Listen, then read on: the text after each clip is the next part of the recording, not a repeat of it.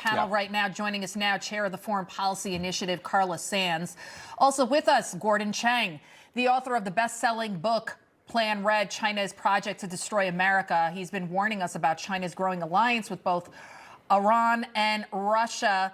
So, Carla, I want to start off with you first. As we are looking at the amount of people that have come out to greet the President of the United States, and there you see Xi Jinping shaking hands with the President's son and now also going to shake hands with his wife. What goes through your mind as you're witnessing this historic summit here, this visit here?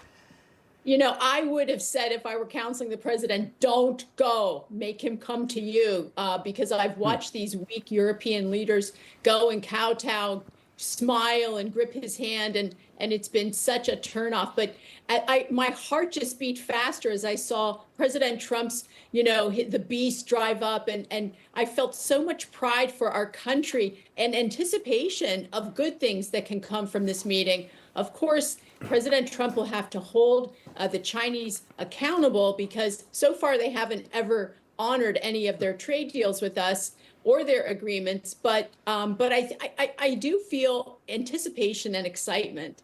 Mm-hmm. Gordon, let me ask you, you wrote an editorial today. You argue that Trump holds the cards against Xi Jinping at the China summit and that President Trump enters these talks with multiple points of leverage to press China. So I want to ask you, what do you think is the most important point of leverage that he has? And maybe just get your thoughts on what you're seeing emotionally with all the smiles, knowing what you've talked about as far as what a threat communist China is to America. Well, Bill, the most important point of leverage is access to the American market. Because Xi Jinping does not believe in consumption as the basis of the Chinese economy, his only hope for growth is to export. Now, Americans account for something like 31, 32, 33% of global consumption, which means that Xi Jinping absolutely needs the American market.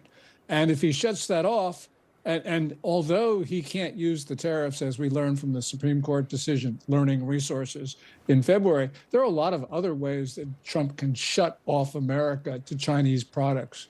So I'm sure Xi Jinping knows that.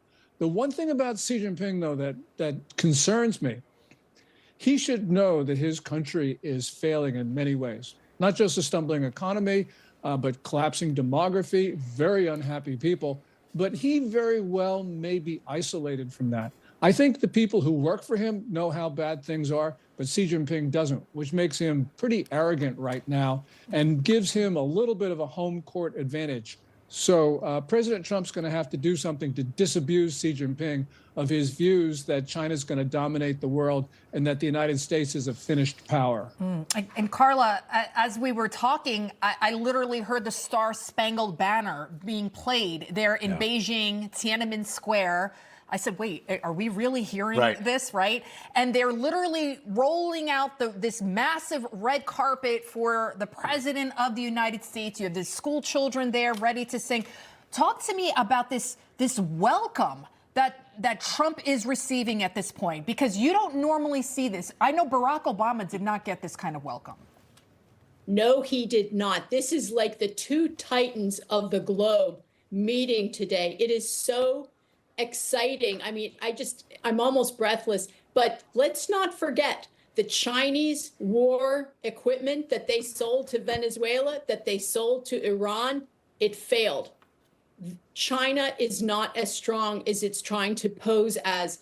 We can see that there's so much corruption in communism because everyone covers their own you-know-what, and they don't actually tell the truth, because they have to save the face of the communism and be part of the party.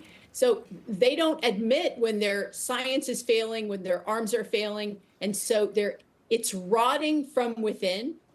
And yes, we want trade with China, but I see those tech tycoons over there. They want more business. I want them to build their factories in the United States. I want American jobs.